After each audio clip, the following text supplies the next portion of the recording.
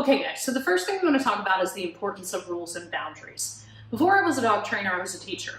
And at the beginning of the year, Allison and I were always very strict with the structure of the day, what was acceptable and what was unacceptable. This same philosophy needs to hold true when you bring a foster dog into your home.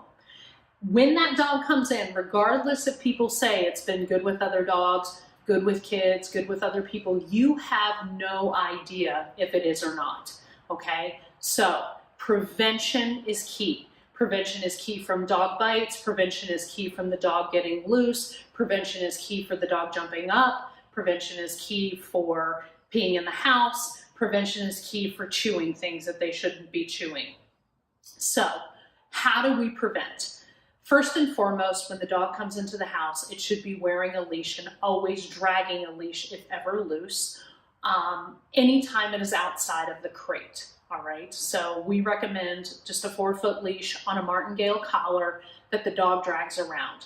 This allows you to move the dog throughout your house or get the dog if it were to get away from you without getting right up in the dog's space, okay? So if the dog is dragging a leash, then they will also be able to be tethered to you, which means tied to you or tied to an object where you control the space. So we're limiting their freedom. By limiting the freedom, we are showing them that you have things under control and they can gain trust in you. It will also help your other dogs if you have other dogs in your home. You cannot just let the dogs come in the home and begin playing free-for-all with your dog. You very quickly will have some type of issue arise, all right? So you want to keep this dog either tethered to you or tethered to an object that can hold it, especially when you're, having dinner or making meals, things like that. The other thing is the crate, okay? So we highly recommend that all foster dogs stay in a crate.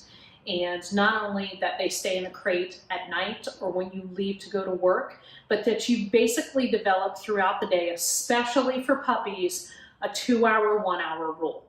So in the morning, if you get up, take the dog out, do a little tethering, do a little feeding, do that whole thing, do a little playing with the dog, 2 hours in the crate. When the dog comes out of the crate, take them to the same spot outside, let them go to the bathroom. They get a little bit of freedom as long as you can watch them. If you can't watch them, either put them back in the crate or tether them, okay? Dogs need downtime. Most family pets have downtime about 20 hours a day. Only about 4 hours a day is the dog actually interacting with the family, going for walks, playing out in the yard, playing with other dogs, that type of thing.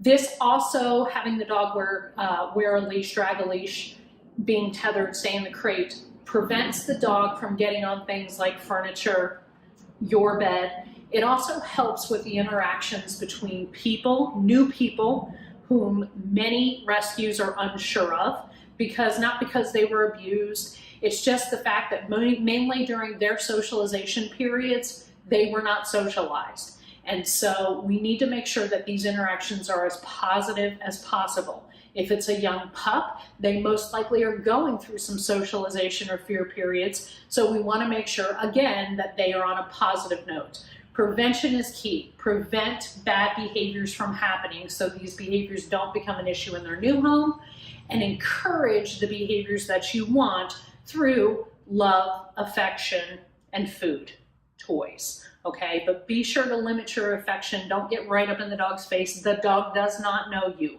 Even if you have the dog for 4 weeks, it does not know you. You just need to build enough trust that the dog says, okay, I can live in this house and I can be safe without encouraging or creating bad behaviors.